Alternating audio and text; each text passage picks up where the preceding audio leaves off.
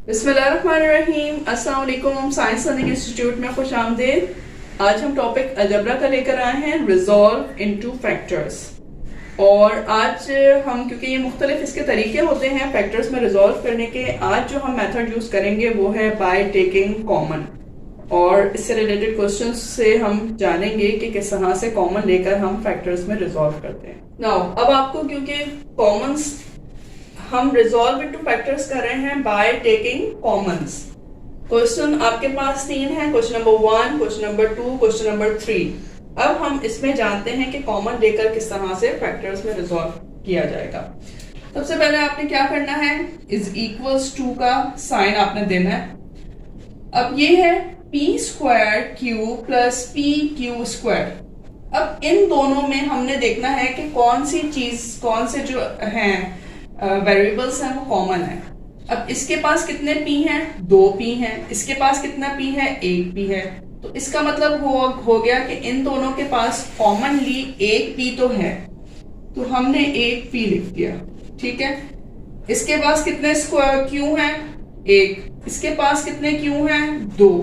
तो इसका मतलब ये हुआ कि इन दोनों टर्म्स के पास 1 क्यू तो कॉमन है, तो हमने यहां पर क्यू लिख दिया।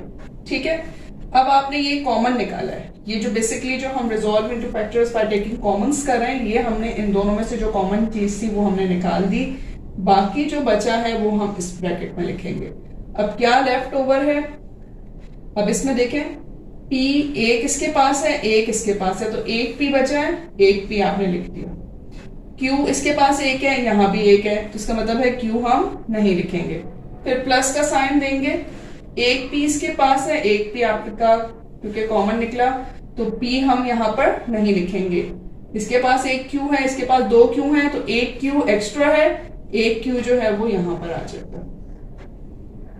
ठीक है। और यही आपका जो है वो आंसर है। Next question number 2। Question number 2 जो है वो है 3x³ माइनस 15x²y। अब यहां पर हमारे पास कॉमन में कुछ ये जो नंबर्स हैं ये भी कॉमन में आएंगे। किस तरह से आएंगे ये देखते हैं।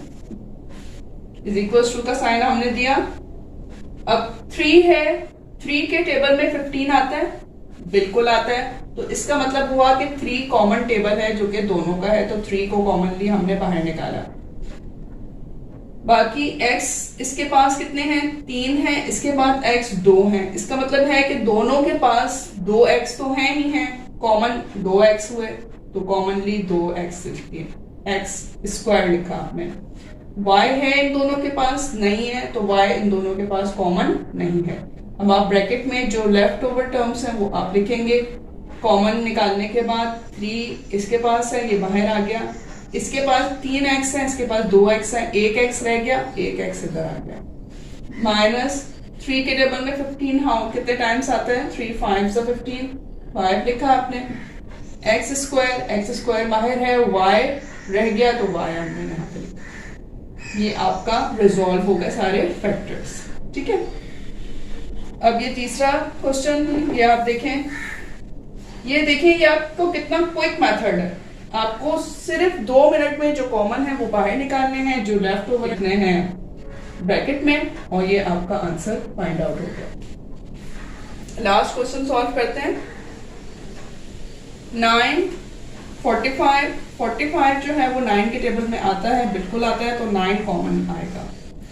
फिर y 4 टाइम्स है, y 3 टाइम्स है, x दोनों के पास है नहीं, तो x नहीं लिख रहे हैं हमने, y लिख रहे हैं। 3 टाइम्स तो दोनों के पास कॉमनली है।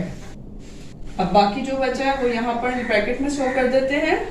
9 5 45, 5 यहाँ पर आया। y 3 है, यहाँ पर 4 है, 1 y एक्स्ट्रा, 1 y यहाँ पर दे दिया। माइनस का साइन लगेगा जो कि दिया गया है क्वेश्चन में। 9 आपके पास कॉमन है, y x आपके पास यहाँ पर, x जो है वो इन दोनों में कॉमन नहीं है, x लेफ्ट ओवर है, x हमने यहाँ पर लिखा। बाकी y 3 कॉमन था वो। ये आपके डायरेक्ट जो है वो आंसर है, इसमें हमने कॉमन्स लिए हैं। नेक्स्ट वीडियो में हम जानेंगे resolve into factors by using algebraic identities। तो मिलते हैं नेक्स्ट वीडियो में, स्टे ट्यून्ड।